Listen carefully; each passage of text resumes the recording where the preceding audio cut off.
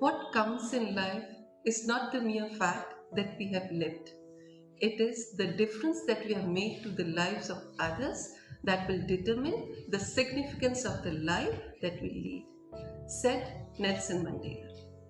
And here was a man, the legend behind the legendary Pratap Public School, who, with his years of hard work and the legacy that he created, transformed many ordinary lives into beautiful ones. He devoted his entire life acquiring, enhancing, and disseminating knowledge, for he believed that the backwardness of the society can be eradicated only through strong foundation of education and continued learning. For all those who have known Dr. R.S. Bhatia and have experienced the warmth of his unconditional love and genius of his intellect, it is difficult to envisage a November without remembering his phenomenal life. Our guiding light, Dr. R.S. Bhatia, was a brilliant scholar and an eminent educationist. He believed in simple living and high thinking. His proud possessions, which he always carried with him, were a pair of spectacles, a wristwatch, and a copy of the Hindu newspaper. A socialist at heart, he treated his teachers as equal partners in his enterprise. He was secular to the core and respected the religious sentiments of all communities. A faithful Rotarian that he was, he donated generously and anonymously to many charitable organizations. He was born on 24th November 1924 at Shujabad, in a family which was one of the richest in the undivided Punjab.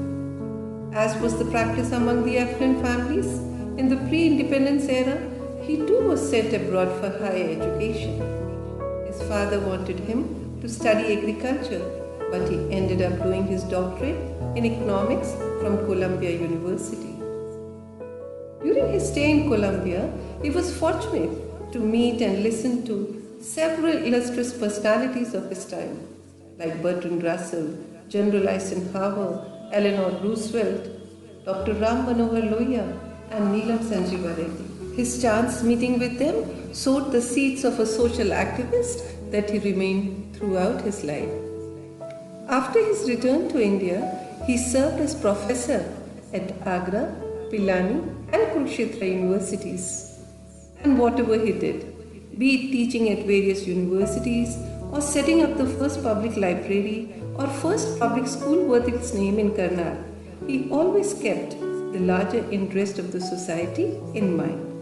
He was one of those rare altruists who always sought public interest and well-being over their own personal interest. During one of his lectures, he mentioned that Pratap Public Library in the beginning was a great financial drain on him. Sometimes his entire salary would go into buying books to meet the demands of the readers. But the visionary in him knew the significance of books in building lives.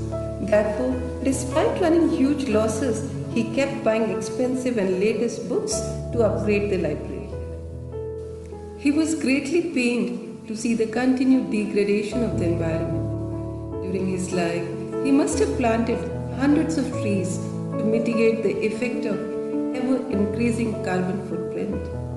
At school, one Mahotsav was celebrated every year and saplings were planted with a view to promote awareness among children. He even built an environment gallery at Sector 6 branch, showcasing rare and extinct species to attract the attention of students to the need of environment conservation. No great man lives in vain. The history of the world is but the biography of great men. Inspired by this quote of Thomas Carlyle, he developed the Hall of Fame so that students can learn from the lives of great men and women who overcame apparently insurmountable obstacles to leave indelible stamp on human history. The Hall of Fame, which was later renamed as Dr. Ragbir Hall of Fame, has pictures of stalwarts of every field. An atheist by choice, he always stood against religious bigotry, casteism, and meaningless rituals.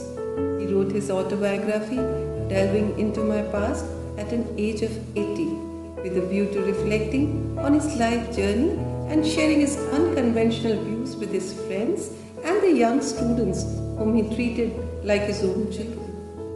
School was his passion and place of worship, and like a devout, he kept coming to school even when his body failed him.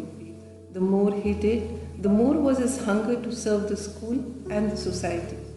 He died a peaceful death, yet carrying a regret. He could have done more for the society and the people around him. I would like to end with his words. There are no full stops in human endeavor. He may not be with us today physically, yet his inspirational life will continue to guide us to carry on with his noble deeds. Thank you.